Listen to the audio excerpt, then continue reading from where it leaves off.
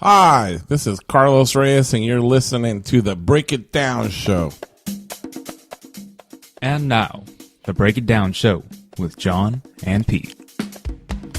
Yes, that's right. With us here at the brand new Mountain View Studios.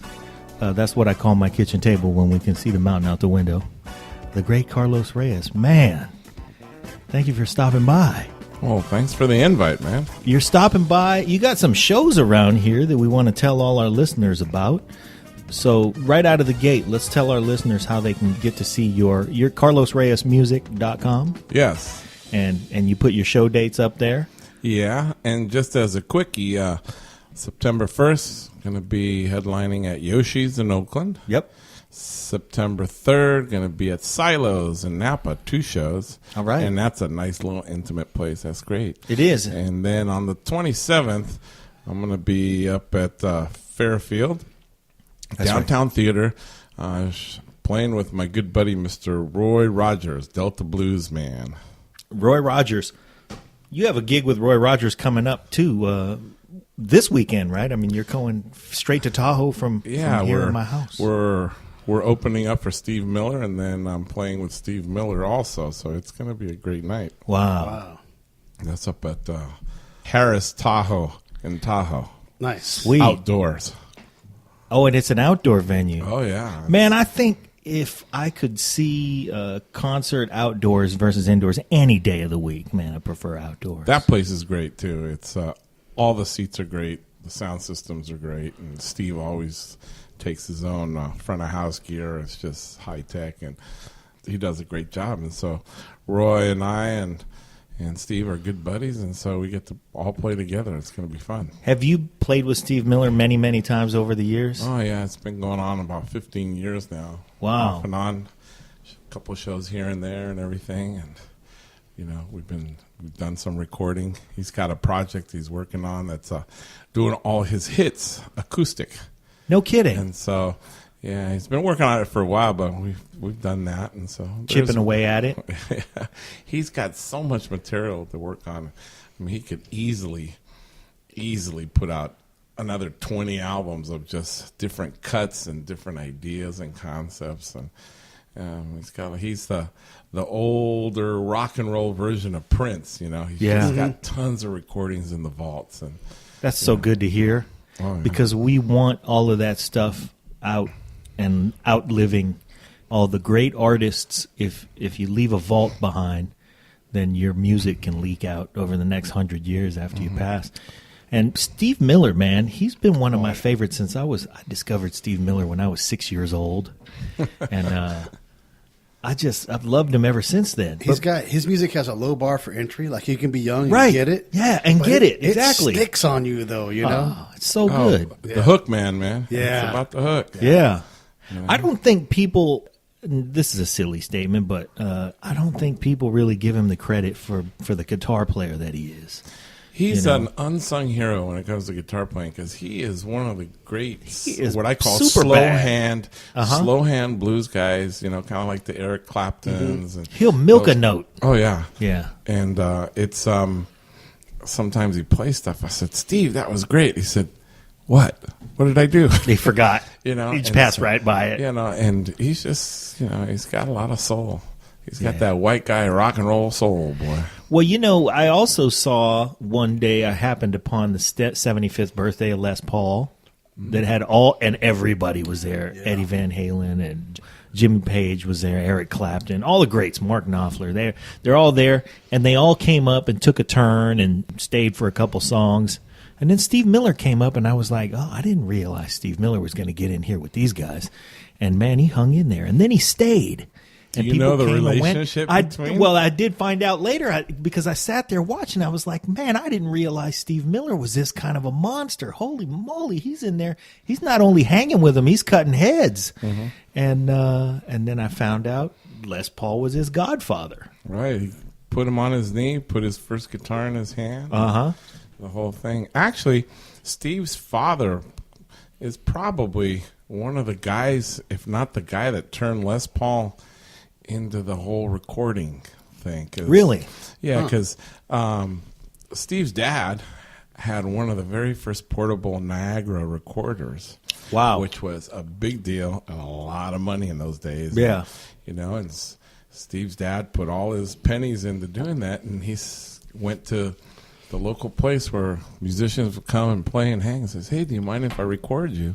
Yeah. And he said, "Sure." kidding. And that's how he met Les Paul and started recording them No back shit. in the day. Oh yeah, he taught Steve his first chords and Yeah. everything. And Well, so to be the guy who met Les Paul because you recorded him, Yeah. some people don't realize Les Paul invented the multi-track recorder. Yeah. So we wouldn't have guys like Prince, Marvin Gaye, people who used multi-track recording to the end that we have become accustomed now. I got a chance That's to 'cause of Les hang Paul. several times with Les Paul and talk to him about technical stuff because I helped pioneer this violin that was a MIDI violin by a company called Zeta way back in the day. Wow. And so Les Paul was he loved technology, of course, and all that. And so we got to talking. He was just a funny dude. Yeah. And then when he got really technical, it was great.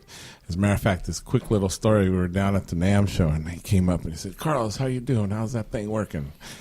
I said, "Well, we're soldering still." He said, "Yeah, that's the way it goes." And so I said, "Mr. Paul, I got to ask you this question. I got this picture.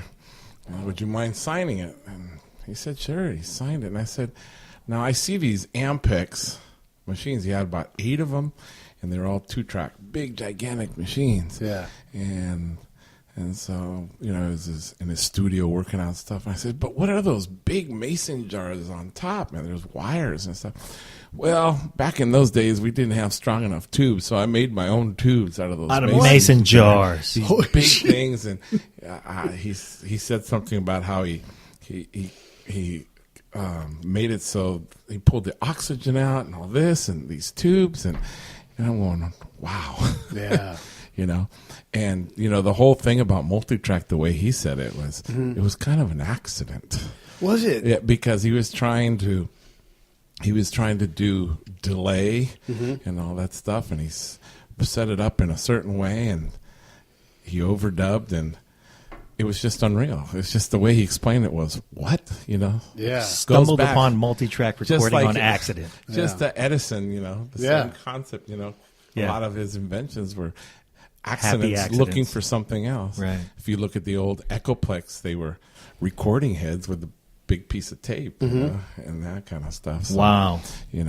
I may be saying it a little bit out of context, but it's incredible. Les Paul people don't realize how much he contributed to what we have today in Yeah. the multi-track world. And the electric guitar. I mean, he was the Thomas Every Edison of electric music. Yeah. Well, he took what Rickenbacker. Yeah. Rickenbacker was technically like the first electric guitar, but he came out with the concept of different kind of pickups and how the magnetic poles would work and all that. And people said, "Well, nobody's going to buy this. It looks like a Yeah. 2x4 with that." So he put these 2 big hunks of wood on the sides that looked like a Just so guitar it could body. He said, shape it "Here." like a guitar body. The Yeah. rest is history. yeah. Nobody's going to buy that. Yeah. Man, you know what? I hope you don't mind me saying this, but you don't look that old. Well, thanks. I've been a child since I was born. I'm still there. Yeah. Yeah. Wow.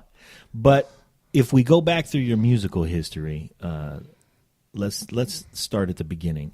Were you born in Paraguay? I was born in Paraguay, and I came to this country when I was real young. Went straight to first grade, no English, no nothing. All right.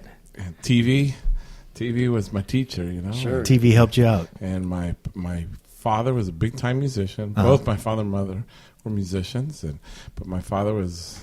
You got it from both sides. Oh yeah. Usually there's one sane one.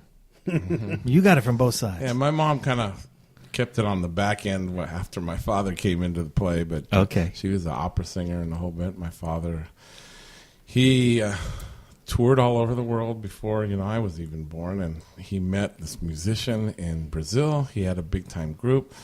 My father turned it over to his nephew, who turned it into the biggest selling Latin artists at the time through Europe and everything. But the guy he came to the United States with was Xavier Cugat. No shit. Yeah, No shit. The very first time.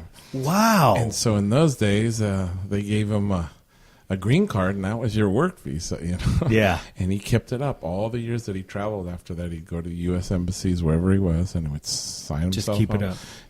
And then he went, retired, married my mom in Colombia, and they went back to Paraguay, and things started getting really funky with the political situation, and they wanted him to sign up on one or the other party. And he said, "Hey, you know, I'm a musician."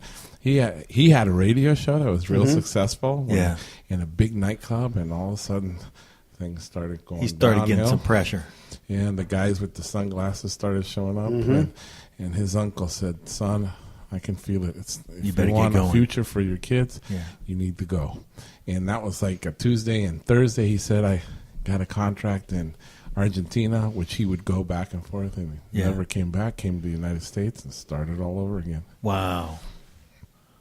Oh, by the way, the guy who took his place, kind of hanging out with Xavier Cugat, a young guy who sang and played guitar and everything, was Desi Arnaz. What? Yeah, I finally put it together years ago with a guy who used to work for Xavier Cugat and Abby Lane, who was the actress, and that was his first wife. That's actually one of the ways Xavier Cugat got into the movies. Was from Abbey Lane. Yeah, and the other thing was the reason him and a guy named Perez Prado were the two big Latin guys. And there people said, well, how did it become so popular? Believe it or not, it was because at that time there was a big fight with the unions and royalties, and they didn't want to pay artists and all that. So they brought the Latin music in on the radios, and they didn't play the Latin musicians. Wow. And so a lot of the Latin music of the early days, nobody got anything. It's no different than, the black artists of the old. Right. With 5-6 different writers, you didn't know who was. And things get popularized because you can exploit them. But thank goodness for that, because it kind of probably gave way to the Joe Beams and the, and all the Charo. Sergio Mezes, Sergio Mendez and all those people. Speaking of Xavier Cugat. Charo, yeah, she was way down the line. Way down the line. But still, those... And really, if you look at it right now, we have, of course, history. We have hindsight as a benefit, but you have guys like Chance the Rapper, right, who now are just saying, exploit it, put it out. And he gives away all of his music and then says, I'll follow up with the live show, and that's where I'll make my money. And that's kind of become the new model. The industry is switching back to the old days. I'm sure if you've talked to Jeff here, in the old days, and the Big Bopper and all those people, they would put out a song, but then they'd put 3 or 4 acts together, and they'd all travel together to promote it. And that's the way, artists got some money, And now it's coming back. It's coming back to do the same thing. Is you have to tour. People are selling CDs, believe it or not, at at big concerts and the swag and all of them, merchandise. Yeah. Like now contracts are made or broken over merchandise. Wow. And one of the first big ones to really, really do that was Garth Brooks, man. He was selling as much merchandise, believe it or not, on the I got friends in low places that tour. Yeah. They say he was making as much money in merchandise as he was on the contract per night. But you're going to buy a shirt when you go to a show, automatically. And then you got to get one for your kid. Next thing you know, you spend $150 on shirts, And he spent on the design. Yeah, he didn't put out bullshit shirts. He was like, people are going to get there and they're going to want to reach into their wallets. Yeah. People don't realize that Garth Brooks' college degree is in marketing. Right. Yeah. So, he knew what he was doing from the very beginning and helped shape what we, now kind of not take for granted, but it have to do as a survival tactic, right? Well, him, Madonna, Michael Jackson, all those people had a lot of brains. I mean, I got to give it to Garth. He had the musicality, just like Michael Jackson. Mm-hmm. Madonna had a different sense of musicality, but she made it work. Yeah. But she knew how to surround herself with musicality. Mm-hmm. If you're Madonna, you have your thing, you go, well, I better get some serious folks around me. I better call Nile Rodgers. Yeah. So I just like to pick Nile Rodgers because we're trying to get him. But he's, Come on, Niall. Say yes. Come on, Nile. Anyway, so now you do a lot of road miles, huh? Actually, I do at certain times of the year. You know, I've been real blessed that, you know, I do play different genres and I play different instruments. And so Right. I'll do this, I'll do a shot. Like I'm on the latest Arturo Sandoval record, which is, Wow. you know, jazz and / Latin and all that. I'm playing violin, doing some solos, playing with him next weekend. And then Steve, which is, you know, From Arturo All-American. Sandoval to Steve Miller. Yeah. the all-American rock and roll. Yeah. And tell our Roy. listeners, what do you play? Pardon me? What instruments do you play? The whole string family. Main things I do on stage is violin, harp from Paraguay, but it's all electric and new. And I also play bass, a lot of bass. Nice. Are you playing a I'm lot of bass? functions. Yeah, Good. it's not as much as I used to, but I Yeah. do. You know, and the recording stuff, I do a lot of sessions doing that stuff. I'm a funkster at heart. Yeah. And Aren't we I do all? The guitar and the Spanish guitar thing. So my whole training was classical. Right. Started with that. So you're not afraid of a viola either. You'll No, grab anything. I got them all. I got 'em I all. even have a violin that sounds like a cello, so I can transport it easier. Yeah. Yeah. Isn't that great? I mean, instead of having to carry that big ass expensive thing around. Yeah. Yeah, the harp is big enough. Yeah. How do you But, transport it? You just ship it ahead? I used to, and now I used to send it on FedEx ahead of time. But now I've got one on the East Coast if I do stuff there. But the harp now that I've designed, the last two are real small. I can take them with Portable. me, and they're just right under 50 pounds with the Oh, whole case. yes. So I have to still play the oversized, but it's been okay. Yeah. And they do hook up pedals and stuff to it to get. I've done all kinds of stuff. All to kinds it. of Oh, things. yeah. Hey, I just want to get our listeners to, if you haven't already, our guest this week is Carlos Reyes, and if you have not seen him already, you can see a lot of clips on YouTube of him fucking burning Yeah, on the destroying. violin, the Paraguayan harp, and just about any stringed instrument. But there's a lot of violin clips of you on YouTube. Yeah, there's a lot of and violin people should check and harp those out. stuff too. Yeah. Yeah, so, but it's been fun because, like with Steve, with Roy, I actually play the harp in the show too. Right on. And those kind of things, and I do got to tell you, you are not the first harp player to be on this show, just so you know. I'm okay with that. We had Tara Kemp on. Especially if the first one was Tara Kemp. Yeah. She's first. Yeah. But Right. yeah, it's funny because you don't think of someone being in the rock and roll world and breaking out a harp, but there you are doing it. Do you know what you want to bring in? Like, if you're gonna, someone says, "Hey, I want you to come down," do they say, "Bring your violin," or how does that work? In what context? You know, someone wants to give you a Session good or no live live? performance. Yeah, You, usually they're going to tell me, you know, I got this tune, I want you to play this, or we're working on something. A lot of times, with Steve, we do this tune called Nature Boy, which is, you know, an old jazz tune. And he said, you know, yeah, remember this tune? And he started humming. I said, of course. Da, da, da. And I happened to have the harp there. We started playing, then we worked on it. Yeah. And just Nice. like worked on it. We're like, okay, we're doing it tonight. wow. And then we played it a couple of times with the band.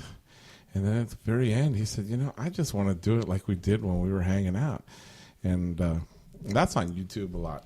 There's Yeah. a bunch of different versions. It's just him and I. With Roy, the tunes we've done, it's a couple of them have been in the studio. And he said, this is the key it's in because the harp I have to tune in a certain way to Right. make it work. And it just kind of created the part. And then like the latest album, he said, you know, this is the vibe I'm looking for, blah, blah, blah. And so I worked out something right then and there, see how it feels. And the solos are just the solos. Yeah.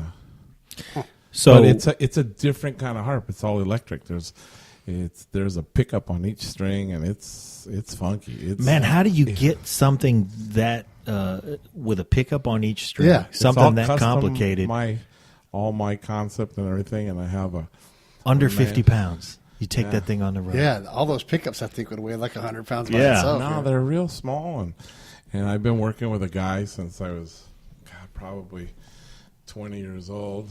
So for about And 7 years. 19 years old, yeah. And just through the years, been getting better and better, and it's been getting better. And he's a harp maker himself. His name is David Courtier, and he's in Duluth, Minnesota. Wow. So a lot of FedEx shipping back and forth. That might be the first shout out to Duluth we've had on our show. Hey, Duluth, welcome to the party. Oh, he's great. He's a visionary too, and he started out making woodwind instruments and old Renaissance instruments. Wow. And he was a bassoon player himself in the symphony, and he liked working with wood, so he made some old oboes and things like that. And somebody said, "Can you make me a harp?" Sure. Then he started making what they call historical harps, which is Wow. harps from the Renaissance area, Right. 1500s. And then he got turned on to, "Can you put a pickup on it?" And now that's basically what he does is,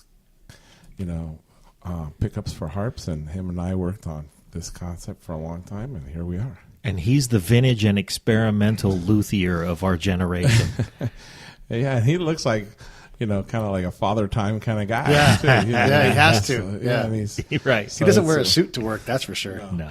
and it's a combination of wood and wires. Uh-huh. I like it. That is cool.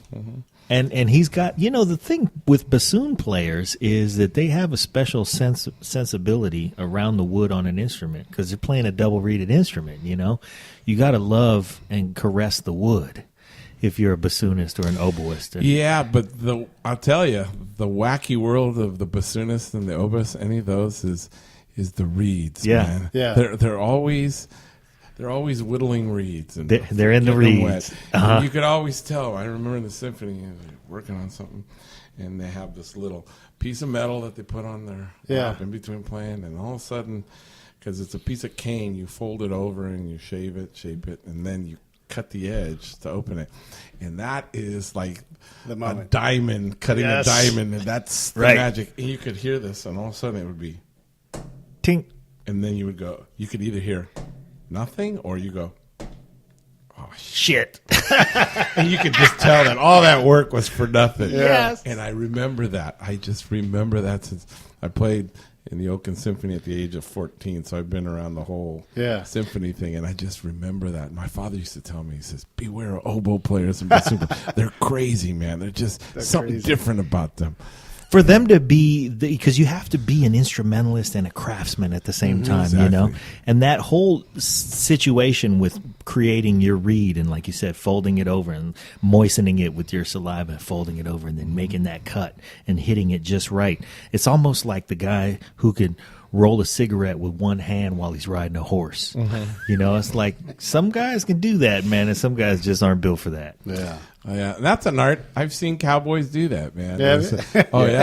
They've been with one hand. They write it, put the pouch in there, Right. Take the paper, Yeah. and they ink up the bag and do it a certain way, And they do that finger snap? Yeah, and they just do Just like the end of that, the roll. And- I wish you guys could have seen that. That was a nice shot right there. That was good. The Oakland Symphony. You played in the Oakland Symphony and the Oakland Youth Symphony at the same time, huh? I was in the Youth Symphony at 14, and I was guest soloist with the Oakland Symphony. Wow. Look at you.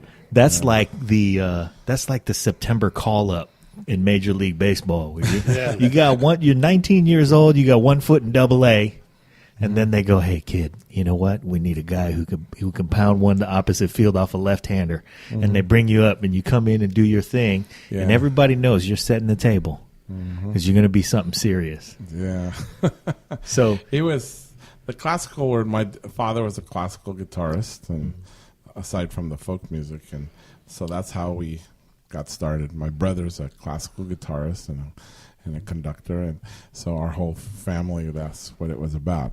Right. But I found out at an early age, and as I love the classical world, but however, where the chicks are, aside from that's that, how this story goes. aside from that, at that time, it was just, I know a lot of people disagree, but you got to have a certain mentality and just tunnel vision, and there's a lot of racism involved. Let me put it that way, and I'm going to be real honest about that. Wow. And you got to play a certain part. Yeah. And I just knew that, you know what? I'd grown up with the folk music at the same time, and I loved that energy. That scene was a whole lot different. But what happened, and this changed my life.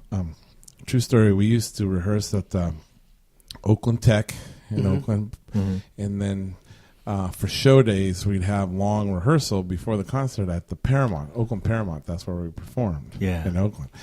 And I became friends with the guard there, and his son went to school with me, and he said one day, Carlos, you want to come to a show this weekend? You think you can come out? And I said, yeah, sure. And I was about 15, 16. And I said, okay, well, come down. And so he came down, he walked me down the stairs right before the show, and he introduces me to the stage manager. He says, hey, this is my boy here. Can we have him watch the show? And Hook him up. yeah, and I remember the guy, mustache, a handlebar mustache. He said, yeah, stand right there, don't move. And I was going, wow. I didn't even look at the marquee because, rock and roll, all that stuff, the beat, everything was prohibited in my house. It was either folk music or classical music. 3-4 hours a day practice, and if you came home from school, I had a tough upbringing, man.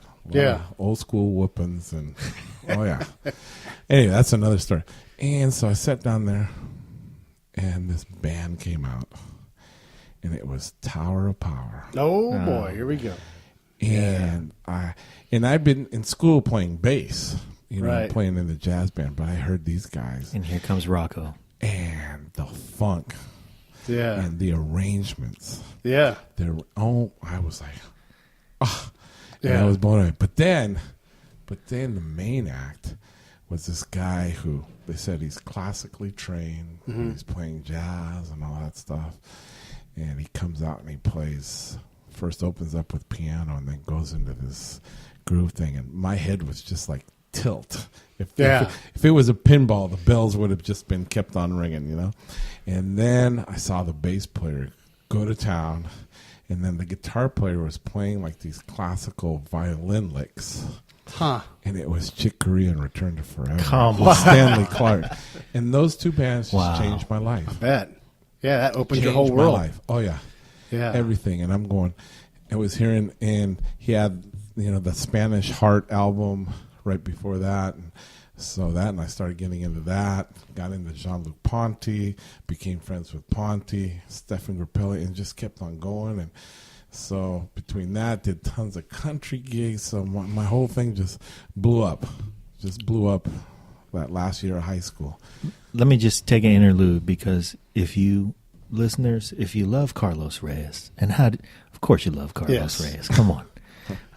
Don't forget, his shows are coming up. He's got one the 27th, Fairfield, California, right at the Downtown Theater. Beautiful place to see a show. Where can we get tickets for that show? Well, are they on the downtown? You can actually go to Downtown Theater. Yeah. DowntownTheater.com. Yeah. And I'll tell you what, not a bad seat in the house. There's plenty of elevated seats. You're looking right at the little stage. performing arts center. Beautiful. It's hard to believe It that sounds it's in, great, too. and hard to believe that it's in Fairfield and not more people take advantage of it. It's gorgeous. It is gorgeous.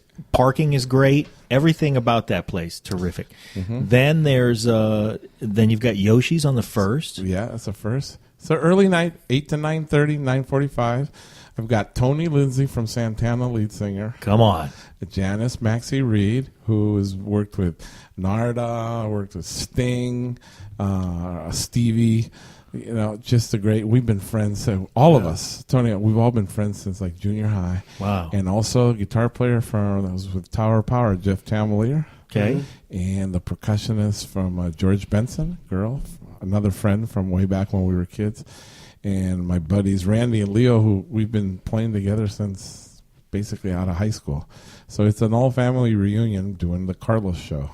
Wow. That's sounds terrific. Fantastic. And then you've got, beyond that, Silos. Two shows at Silos. Yeah, and that'll be a nice little intimate thing. Yeah. It'll be a 5-piece group. We'll do some solo stuff, some more of the acoustic-y stuff, but also the grooving. And Jeff and Janice will be there, and Tony. Yeah. So, I like to mix it up.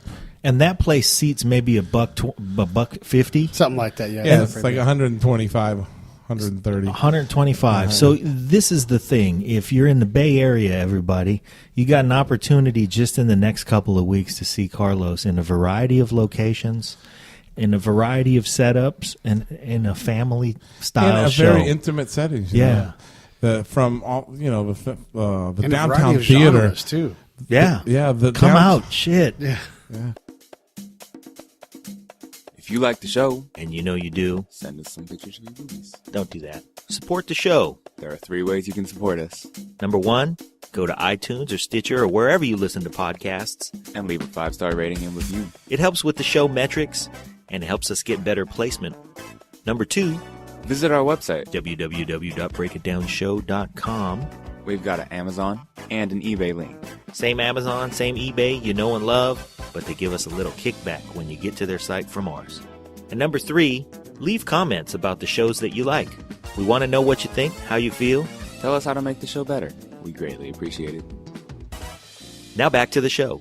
We like boobies. The downtown theater it's hard to believe when you walk in there and it looks like this gigantic theater that's been miniaturized. That's exactly what it looks like. Yeah, It and- looks like an amazing, what's that place, the one in Tokyo, the Budokan. the Budokan. It looks like that in miniature, and Yeah. it sounds fantastic. It's a in bonsai there. Budokan. That's exactly. That's a good one. You got Mr. Miyagi trimming the edges of the theater. He's squishing it down. The place is wonderful. Come out, see some live music. Check out Carlos. You're Well, going to and love this it. is the thing is you've got it. There's so much of this in the Bay Area. You're so lucky. There's so many great little venues like that with world class talent. I mean, you talked about people that played with Sting and everybody. Incredible. These are the best people you're going to run into, and they're the right Bay here. Area has created so many great. I mean, the Santana. I mean Steve Miller, the Doobie Brothers, Yeah. Tower. of I mean, Boz we can go Scaggs, on. Tower. Tons Yeah. of people, and a lot of people left the meccas of like Chicago and Texas, and they came out came here here. at that one time to do that, only because there was an acceptance of trying to do something different, you know. Yeah. And there's still a lot. I mean, people may not like to hear this, but a lot of Prince's energy. I know it's Minneapolis, and I know those guys, but you know the Sheila. Yeah, E., come on. Levi Let's Caesar, go. Sheila, Minnie Levi. Field, Yeah, Eddie you M. know, You know, Miko Weaver. Miko, all those guys were from here. All those because guys here. It was a vibe happening. Yeah, You Bonnie know, Boyer. Yeah. You know, Bonnie. Rosie God, Gaines. all those. Everybody. You know, I just, we're really lucky, and I hope that, they say that in trends, in music, every 25 years, 30 years, something, it kind of get to- recaps again. Right. And hopefully now, you look at people like Snarky Puppy and all these people, which Yeah. is the new fusion funk, man, and all that stuff happening, and man, it's just, I'm thankful because I'm an old groovester, funkster, R&B Right. fusion guy from way back, and it's coming back. And even though there's not a lot of places to play like there used to, there is the entity of that energy starting to come back. So people are starting to, maybe not as many places, like I say, but it's there and it's coming hard. Yeah. And I hope so, because that gives me more of a chance to get to that next level, I think we are seeing a renaissance. I mean, you bring up Return to Forever, which after a while, I mean, you had to be a certain generation to get Return to Forever. And then for a while, they fell out of favor with the new listener. And now everybody's kind of rediscovering Return to Forever, the Brecker Brothers. And then you got, like you said, the young Chop Hounds that are coming out, Snarky Puppy and Hiatus Coyote. And, Right. Bands like this that are just bringing not only an amazing musicianship, but an inventiveness to their arrangements. And also, a lot of those people are starting to notice the value of the old school, those musicians, and redoing a lot of those old tunes in their own way and giving them their own integrity all over again. Yeah. And I've been doing some focus tunes with Zach Brown Band, and they're doing. This is a country band that has a Latin percussionist in it. Oh, man. Danny De Los Reyes, who is a distant cousin, and I've done some stuff with them, and they're doing redos of Queen, just like Queen. Yeah. And redos of so many different songs and some fusion breakdowns and whatnot. So people like that are really into acknowledging that and bringing it out hard again. Yeah, I want you to meet my son Nico. Nico, that's Carlos my son's Reyes. name, Nico. There's a tune on there called Nico's Roomba, as a matter of fact. Really? His Wow. is Niko. This is Brandon. He's my other son. Hi, other son. We make fun of him because we found him in the road. Really? Wow. Instead of roadkill, it's road live. It's a tough room. It's a tough room. So, yeah, man. I you know what? I'm so stimulated by this conversation, man. I'm just. First of all, I'm honored to meet you today, and I'm so happy you came to my house. Thanks, yeah. But No biggie. to get here, and then we get to talk about this stuff, man. You came up in Oakland. How old are you, if you don't mind me asking? I'm about 130,000 years old. 130,000 years old. I swear to God, he doesn't look a day over 111,000. No, but the generation of music that you are talking about. I mean, if you, as a young man, saw at the Paramount Tower open up for Return to Forever, you know that does date you. I'll let our listeners do the math, the mental math. Man, just the emergence of funk that you saw and were a part of in the years that followed that event. Well, at 14, maybe a little younger, I started playing clubs with my dad. Okay. And when I was a junior in high school, What clubs, when you were 14, were still here? different places in San Francisco, some of the Spanish Okay. places, they Yeah. have feature nights and like that. And, Yeah. And a lot of the movie theaters in the Spanish section, the Mission, Yeah. would have nights where they'd have Where they featured musical- music. Yeah, and I would do that.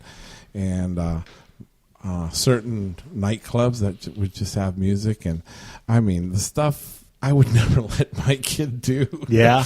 When I was there, but I did, and it was great. But the one thing that happened when I was between my junior and senior year, I hung out during the summer with a group from Paraguay that was living in Texas. And they were a traditional folk band, but Latin. They played all kinds of international stuff. They played everything from, pop Japanese tunes to I don't know if you remember a group called Society of Seven, SOS. Wow. Pilita Corrales, Okay. from the Philippines, and the Hawaiian, Brothers O, and they would do all kinds of stuff. And I got to play with them and hang out with them that summer, and that got me into the nightclub thing. How did you even go back to school for your senior year Well, at that point? It's my senior year was tough, man, because Where'd you go to school? Skyline High School. Skyline High. Wow. You and And, Tom Hanks. Yeah. Me and Tom Hanks, yeah. And so we used to take harmony class, which was A period, Uh-huh. which started at 7:05. Uh-huh. But to get there on time, I had to take the bus at 5:45, 10 to 6. Wow. And it was right there in front of Oakland Tech.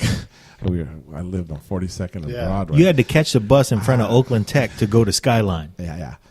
And that's Somebody another did story. some string pulling. Oh, I'll tell you about Back that string then. pulling. So you get there, and sometimes there was me and a couple other guys that were into music.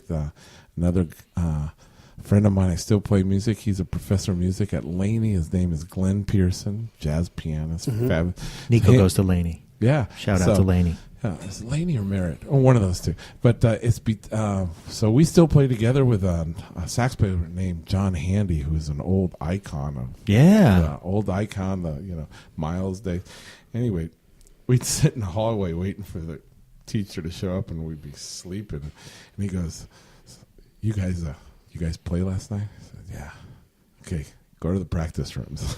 And so we go to practice rooms. Hey, man, you get a pass. Yeah. You get a pass if you played last night. It was Tuesday. Yeah. And you were playing at Florence's until 2 a.m. How about the Fifth Amendment? The Fifth Amendment. In Alameda. Wow. And places, and we got to go to, did places called Eli's Mile High Club. And that was like an old black man's stinky bar blues hangout. Where was And that? That was in Oakland, Emeryville, Yeah. right there. And I tell you, that was some education there. I bet. And Some life education. but a guy that really, really turned me on to a lot of stuff is when I came back from Texas. I was out there for a year. I'd started playing my senior year with a band called Merlin. They got real popular in the Bay Area at that time. And it was led by a student of my father's. And they were all 15 years older, 20 years older. I got to see a lot. Wow. And so Who was the guy? his name is Jeff Rollins. Is he still around? Yeah, he's around. He doesn't do music anymore. Yeah. But so I came back and I saw a guy next door walking in with this big guitar case. Mm-hmm. And it said Gibson on it. Oh. And so next day I saw him and he got out of his car, said, "Hi, my name's Carlos and my father told me you play guitar." He said, "Yeah." And I play electric guitar. He came over and this guy was a record nut. He had tons of records. Yeah. And I was just getting into that stuff, you know. Yeah. And he pulled out everything. I mean, he was for about a year and a half, all I did was listen to records with him. And that was one of my greatest educations. He kept your ears entertained. Everything from when I told him I saw this band called Return to Right. Forever, he pulled out like 7 albums. Right. Everything from the Con days, the Demiola days, Yeah. the Miroslav Vitus, and all these different people. Then the Tower and the different, incarnations of Tower and the Doobies and all these people. And just, it was great. And he was the first time that I saw what it's called a fake book. Uh-huh. And at that time, man, I could read anything on paper. And so we played together. And And you just opened up the fake book and and he went, said, "Here, try this." And he's the one, in high school, I'd been playing bass in the jazz band, but it wasn't the same. Right. Real standard stock stuff. And, Yeah. And so that was a lot of education there. wow. The other education was the first time I got booked to play in steakhouses with this band called Merlin. The guy who booked us or got us the lead on it was Chuck Helms, which was wait a minute. What's his name? Helms. Chet Helms. Helms. He was the one who brought out Janis Joplin, the man. Oh. The Avalon He was Bar. the hippie. Yeah. Yeah. Yeah, So and Jeff just told us about this guy. Oh, really? He said brought Oh, him he out. was- And he was a hippie, and that's Janis Joplin loved Family him. Dog and Yeah. all this stuff. So anyway, he kind of turned us on to a couple of gigs, and so my first steakhouse gig by myself with this band. Yeah. I was that senior in high school, and they said, okay. In those days, they said, okay, the kid can play, but in the bar, but when he's not playing, he's got to go in the He has to hang around dining out back. room, Yeah. or the office. Right. And after about 3-4 months, I started hanging out in the bars, and since I was drinking, I could see all the idiocy that was happening with people, and got to hang out with the waitresses and all that. These are the And things so that I people learned. don't understand that's so lovable about the life of a musician. And it seems like, oh man, all that time and all that stuff that you spend in those smoky old joints. Mm-hmm. But you're learning about a facet of life as a senior in high school Mm-hmm. that nobody gets to see at that age. And I got to meet a lot of. They were all older people. And Yeah. some of them were kind of messed up. You kind of go, how do these people drink 5 nights a week and go to work? And you learn suits from and that ties? too, for sure. And there were some very interesting people. I got some mentors that were Dropping some nuggets of Yeah. wisdom on you. I got to meet the Cowardly Lion from The Wizard of Oz. No who come kidding. in to see us. Was that, yeah? Yeah, and was also that? Rafe. What was his name? Folger. Bert Lar was the Cowardly Lion. Yeah, and Bulger was the Tin Man. yeah, he came in too. Got to meet him, and he'd hang out. And this is in Lafayette, California. No kidding. At the roundup. No, did that a couple of years later. Nice. yeah. The Roundup. How could we forget that? Yeah. Yeah, and so there was a lot of. I was very lucky that a lot of the people that took me under their wing, Chet, all these people. And he took me to different clubs in San Francisco. So you figure a senior in high school playing on North Beach. Yeah. You know, got to meet Yeah. Carol Doda. Yeah. And there used to be so many clubs on that strip and everything. Yeah. The Grant and Green and all these places. And that's how I met Roy Rogers. Wow. He comes see Way me. back I at the goes- Grant and Green. We were there yesterday. Yeah, we were. I was Yeah. like almost 16 when I first met him, you know, and we've been friends ever since. Okay. And then about 15, 16 years ago, you know, we did a gig together with Norton Buffalo. And Norton called me up and he says, "Hey, man, why don't you come down? I'm going to be in town with Roy." The three of us played, and boom, we, you know, been friends ever since. And Roy and I have been friends, and Norton and I used to do shows. And so it's been a great circle in the Bay Area, and I've learned a lot.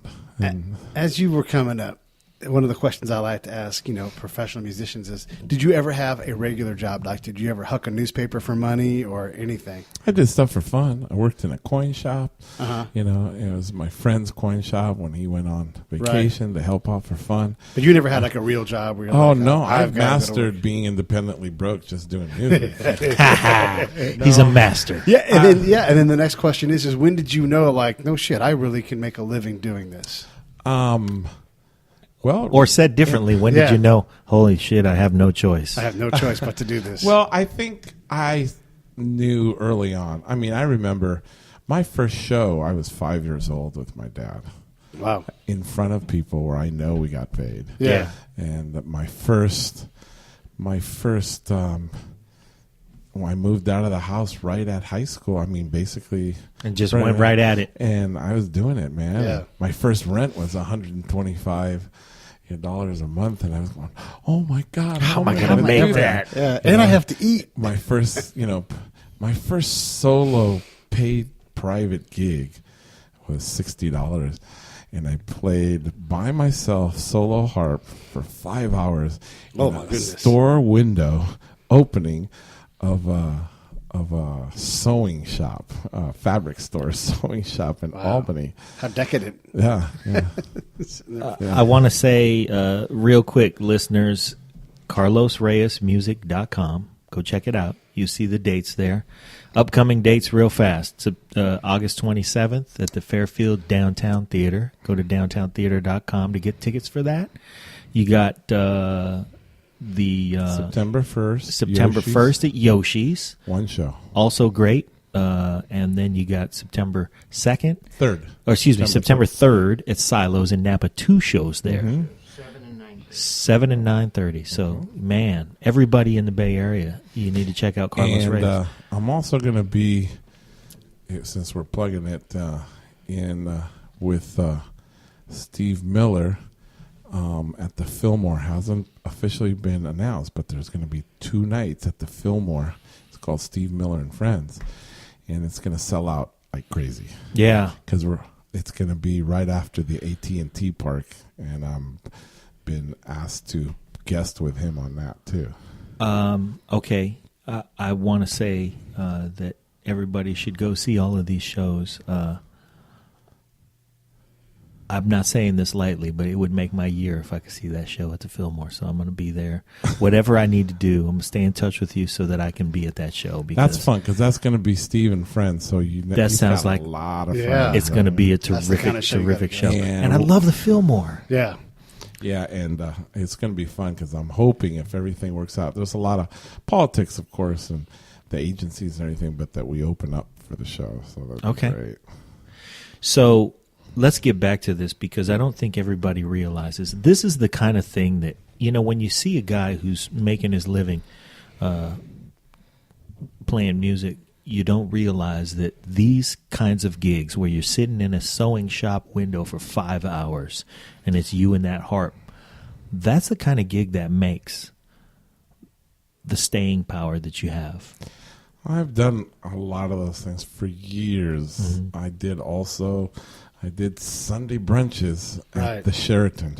Yeah. And no matter do or die, when I played Saturday night, 8 o'clock I had to be there because I had to load in at 8, start playing at 9 till 3 o'clock. And it was outside in the atrium. And I remember wearing sunglasses Yeah. it's sitting back in a chair and knowing that I was asleep playing, and people would say, "Man, you kept on playing, no matter what." It was ethereal. We walked in, and you had a command of the mood that was just, and you brought us to a different place. Yeah, I was sleeping. Yeah, I did that. I mean, I've built sound systems for my own stuff, and I've done sound mixing because I love it, and set up we used to play 4 or 5 nights a week, set up a sound system Sure. every night, play, tear it down. Not that, other bands would do it too, but kids nowadays don't realize that the best part, the fun part of the whole thing was just that 1, 2, or 3 hours you played. Yeah. And anybody, they don't realize that the rest of it was work. Yeah. And you didn't get home till 3:30 or 4 in the morning. Yeah. And the one thing we've learned along the way, talking to comedians, actors, musicians, all these different people, when someone calls and says, "We have a gig," you say yes. You don't say no, because then they don't call back. And the next guy that plays a harp, it has your gig in the window. Yeah, it's being a harpist and a violinist being the main things. Yeah.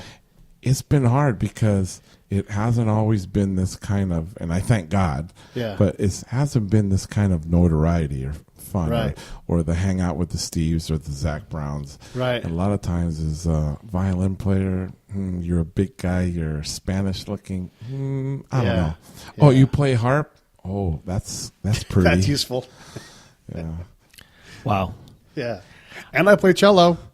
Oh, a true story. I went to one of the big hotels in San Francisco, and it had an advertisement in the paper for harpist. Nice. So, okay, I go and I show up and I call and it says, I'm calling about the ad for a harpist wanted.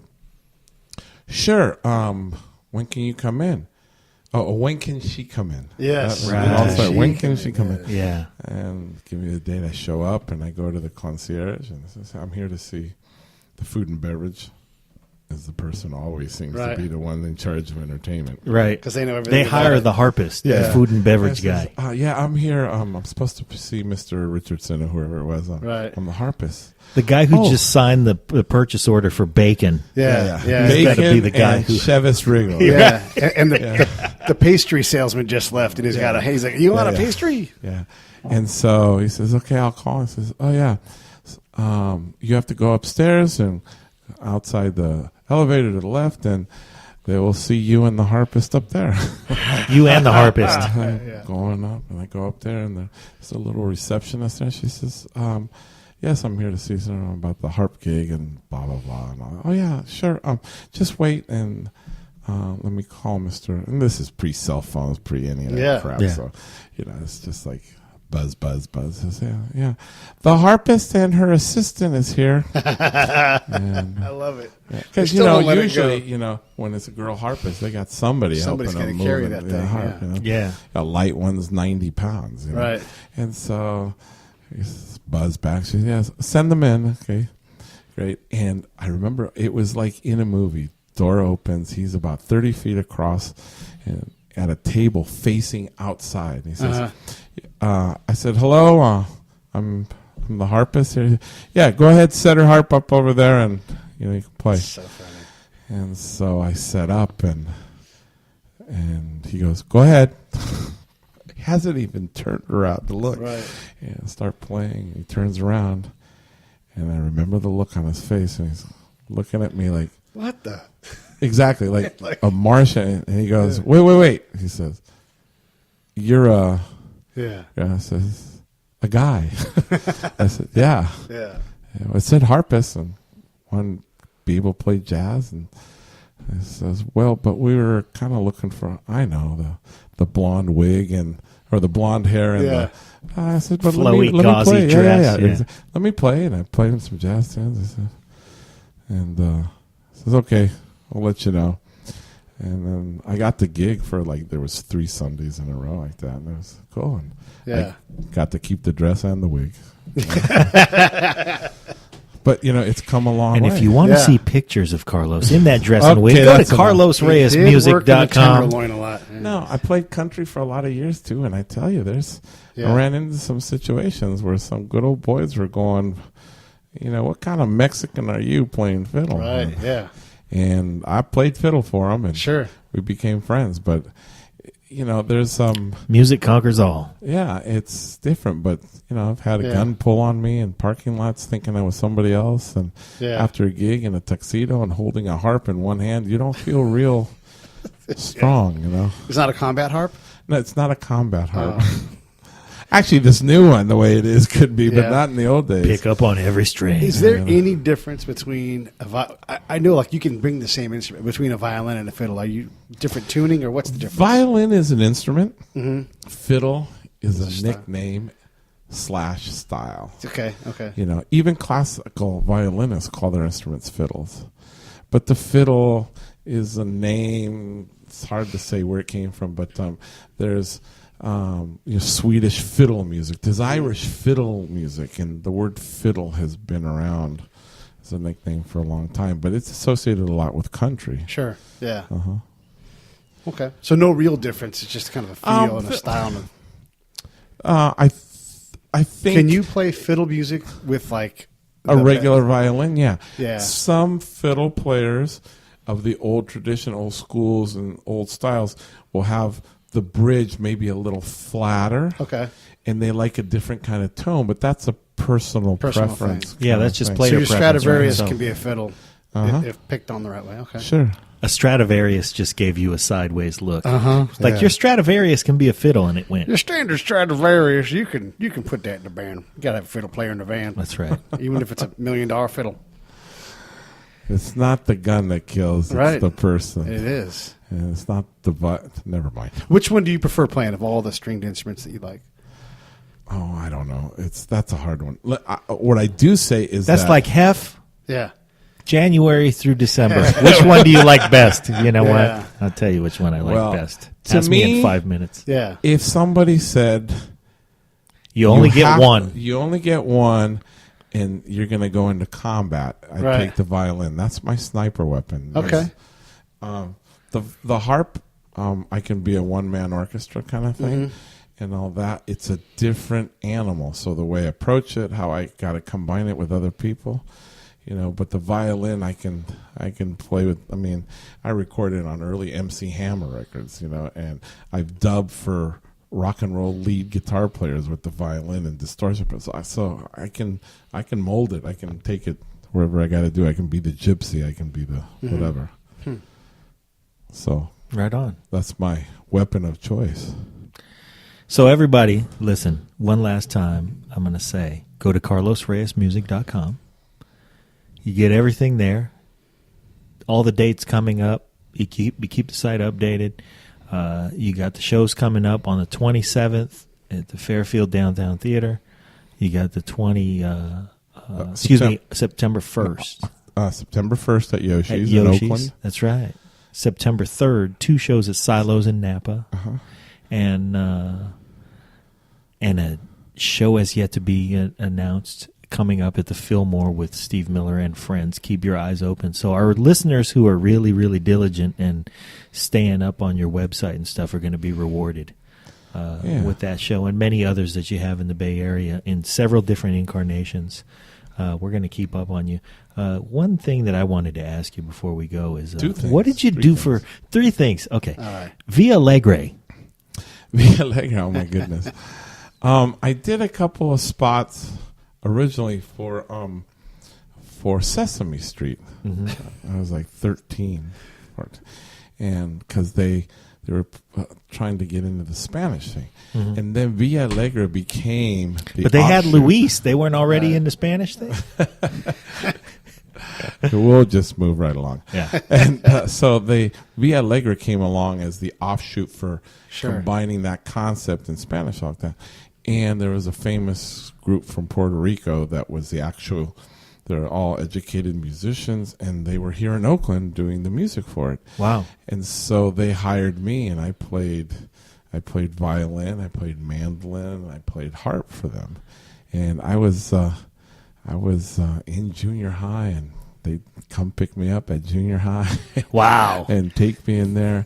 And I got to see some pretty interesting stuff at a young age. Boy. We recorded in San Francisco at a place called Golden State Recorders. And if anybody knows anything about this, was before Wally Heider's, before the Automap. I'm sure Jeff remembers all this place. Golden State Recorders was a heavy-duty place. And a guy named Leo Diarkolka was this crazy German dude. He was one of the first guys to do espionage recording and help come up with the concept of the little miniature recorders and all that. And he was nuts. And in the middle of a session, he'd come in ranting and raving about some craziness. And I met some of the greatest, Bay Area studio musicians there. And I saw Miles Davis. Wow. There. I saw Billy Preston. Wow. I saw Billy Preston there. Joni Mitchell. Yeah. And it's just like I knew that they were big time, but I didn't know exactly who they Sure. were. Yeah. Watching these people, and that was the That's first like time. Nico when he walked in here and met you. He was like, "Oh, this Hey, is nice. nice Nice meeting hat. you." Thanks. Yeah. And those are the first times I saw drugs. Oh wow! People At smoking Golden pot. State Recorders. Yeah, first time I saw a can of Coke that was a half can of coffee. Jesus. Full. Yeah. Like that. Just out on a B3. Wow. I'm not going to tell you who was playing the B3, but it was like, wow. And like I said, I had a lot of mentors that took care of me and taught me and told me what it was. Yeah. You know? Well, that's good, man. Clearly, you had the guidance because you made it this far. Yeah. When you see things like that at that young of an age, it can turn left if you don't have the right guy with his arm around you, going, "Okay, we're going to steer clear of this stuff. Just take it Yeah, easy." it was, and I was lucky. Like I said, my friends in Merlin, they're all 15, some around 20 years old, and they said, "Listen, this is what happens. This is what goes on. Boom, boom, boom, and this is how you need to look at it, respect it, and blah blah blah." What a crazy repository of stories you are, man. This is terrific. Oh, we haven't even touched. Here's my second question. I You met got Jeff. nodding over here. I met Jeff we're going, 30 some odd years ago, like that. And I had left that group and finally stopped a group for a bunch of reasons that we've kind of covered already. But I needed to go kind of regroup. So for 3 years, I just played in a restaurant by myself, playing solo harp at a fine dining place. And Jeff came in and he goes, "Hi, what are you doing here?" Wow, what are you doing here? You're not wearing the dress. No, we got into music You and need Warriors tickets? yeah, and it was funny because I said, "No, I'm doing it so great," and then I said, "What are you doing out here?" And I said, "Well, I'm coming to see this guy sing. I'm going to check out." It turns out to be somebody I knew, and he says, "Well, I'm going to call a cab." I said, "No, just wait." So on my break, I took him, over there to the place, came back and finished my night. We've been friends ever since. Wow. He's been not just a friend, but a good friend. He's been, he's helped me with concerts, with gigs, with contracts, everything. And it's always been as a friend, and we do stuff together. And so, I don't know, I just publicly want to say he's been great and one of the best guys to have in my life and on my team. Talk about a guy who's got stories. Yeah, no kidding. Get out of here. Yeah, Jeff- for sure. Check out Jeff's got a two-parter. A two-parter. With us. He came, Yeah. sat down at the table, and we couldn't fit it all in one podcast. I think I said 7 words. And he's definitely everybody knows Jeff is a sweet dude, man. Yeah. And so much a part of the fabric, musical community in the Bay Area. Here's my question number 2. Did you see the Jocko documentary? Oh, yeah. Nice, huh? When Jocko came out, man, he changed my concept of being a lyrical instrument out of the norm. Right. Because, for me, I'd known the Stefan Grappelli as a lead instrument in jazz, of course, and the Jean-Luc Ponty, which was kind of like he was all his own. But what Jocko did for me, I mean, being a bass player was incredible, but the concept of you could be a lead instrument with a instrument that is out of the norm. Yeah. And it's just like, Yeah.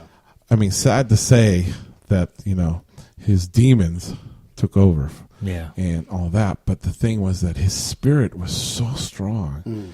And to me, I say, I thank God that he gave me this gift called music. The best way to be a good steward for me is to keep sharing it and keep giving it out. Sure. Right. Help heal with it. Yeah. What comes back is what comes back. And Jocko, his thing was about playing music. It's about just giving it, just expressing it, because he needed to make space for other things Yeah. Yeah. in him. And people didn't get that, sadly, until the very end. Huh. Because he was just so multidimensional. Yeah. He unleashed our ears. Your ears get tuned to certain things, and he allowed the chains to be removed so that you could, like you said, be a lead instrument from a different part of the stage, Yeah, orally speaking. I think every genre and every instrument has had some kind of leader like that. I mean, if you look at Satchmo, Yeah. and what he did originally, people said, but he's playing the cornet, I think. But look at where music was before that right. of jazz, Right. and what came out of there. And if you look at any of his pictorial, is that right? Pictorial biography, he was one of the first guys to have integrated band. Yeah. He was the first guy, if it was the one good thing about the days of the bootleggers and the speakeasies and everything, in that era, it gave a lot of musicians, black, white, I don't care what race you were, they were mixed. Right.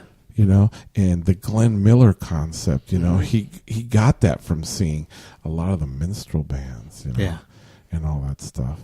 And so there's always been somebody coming out with that, Once again, music leads the way.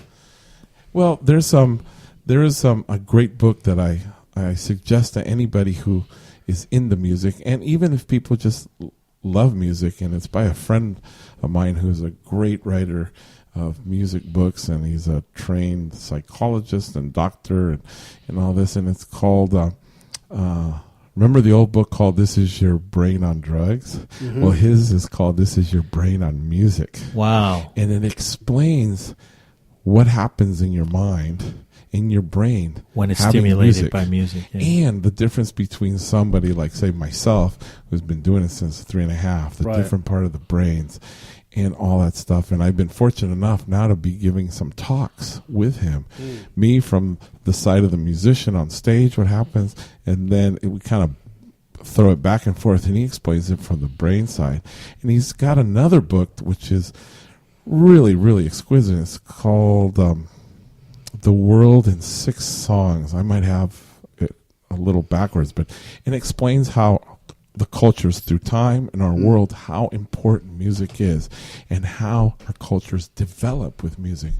And that's why right now what the problems we're having, what's going on, boom, boom, boom, and all this stuff, and explains about the new edition is about explaining about rap. A lot of why is rap so important, the negative sides and the positive sides. What is this author's name? It's it's Dan Levitin, Dr. Dan Levitin. He's got 5 books on the bestseller, and it's a really easy read that you can understand, especially the one called "This Is Your Brain on Music." Great. He's a musician himself. Yeah. He was a producer turned doctor, all that, and he lives right here in Orinda. Do you know Dr. Robert Greenberg? I know of. I've never met. Man, that guy. We love Yeah, him. we ought to put you guys together. Yeah, we've done 3 shows with him, and we never get enough. Well, I hope I get to come back too. Yeah, Yeah. man, absolutely. That's already settled. Yeah. It's music is people don't understand that music and musicians were here from the dawning Yeah. of man. Not just the dawn of man, but let's get this straight. We have every piece of evidence to believe that music was here from the dawn of ideas. Because really, when man could stop and begin to think and formulate coherent thought, the first thing that comes out is music. And then it stimulates everything else spatially from there. I mean, Oh, yeah. music is spatial awareness acted out. You know, when you are on stage and it's time for your solo, or when you are on stage and the band's going, and you especially, because you come in as a player who's a featured player. Yeah. For instance, going on stage with Steve Miller, you have to find your place to fit in. And that's really when the brain began comprehending Yes. spatial awareness. It had to say, okay, I can arrange things. Yeah. I can arrange sounds. Here's what a chord is. So really, if we look at the way that you bring up, the way that the brain develops, the way that ideas develop, the first expression of idea may have been scratching on a wall of a cave. Shortly after that, we figured out how to make a sound with something. Let me add something to that. And what you're saying is exactly right. But that's a pocket that is moved forward in time a little bit. And Okay. I'll tell you why. The very first sense of music was really not because of music. It was sense of expression and also first senses of medicine. Because it was, they found drawings of how the first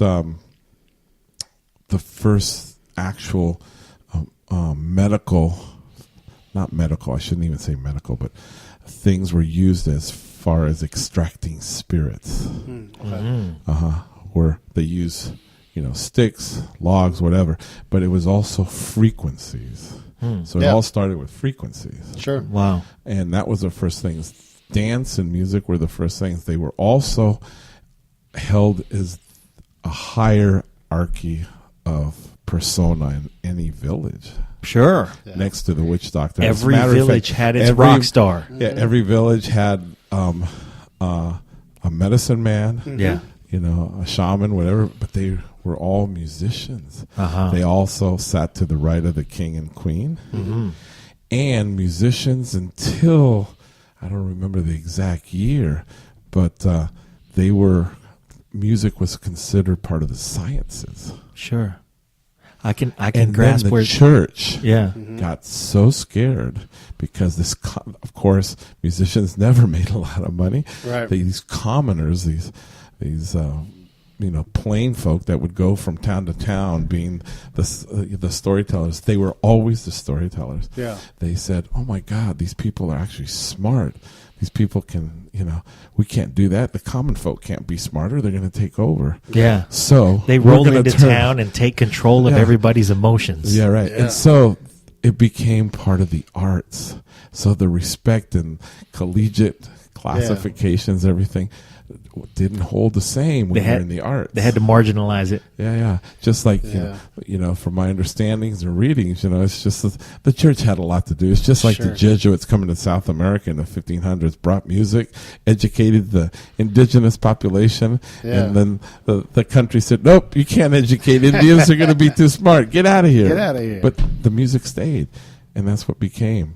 Yeah. That's what because educated. being alive is musical. Like the first dudes out there, once you start walking, there's a rhythm. Yeah. When you bang rocks together and wash clothes or make food, there's a sound. There's Now rhythms. going back to what you were saying is that although it may be very primitive to think that dancing around and going ooga ooga ooga, banging stuff Yeah, is going to that's cure my you, favorite tune. but the power of our own beliefs Yeah. is what helps cure us. I mean, holistic medicine, is, if you look at that part, what it really does to your body is it sets your body back into a place where you can naturally cure yourself. And if I ring a bell, like Tibetan bell healing, Yeah. if I these frequencies that alter you and everything, it sets you at peace again so you can start curing yourself. Yeah. Who's to say that music really isn't a healing power? It brings 'Cause it brings you back to your happy place on a cellular level. Exactly. And when you're happy, it's a lot easier to cure a lot easier to heal. Yeah. So that's why, for me, I say that's my job here is just to help heal through music. I love it. Hey, you want to be happy? CarlosReyesMusic.com. On the 27th, go to Fairfield Downtown Theater. Go see Carlos Reyes. On the 1st, go to September 1st. Yoshi's. See Carlos Reyes there. On the 3rd, go see Carlos Reyes. 2 shows at Silos in Napa. And, man, thank you. You got a wide open seat here anytime you're around. Call me back. Pop on We'll in, talk man. some. We will do this all day long. Thank you, you guys. So, Yeah, yeah. our Thank pleasure. you. Our Thank you pleasure. so And much. thanks for Jeff for all the support and hooking me up and keeping the music going. And Gives by me the a way, place. everybody also check out JeffTragerPresents.com for whatever shows are coming through, because he's putting shows on in the first thing he does is pick the greatest musicians and put them in the greatest venues locally. So if you go to JeffTragerPresents.com, Jeff Traeger, just like it's spelled just like it sounds, JeffTragerPresents.com. Check out the shows. You'll see Carlos on there. And thank you, man. Thank you. Yeah, thank you. Thank you.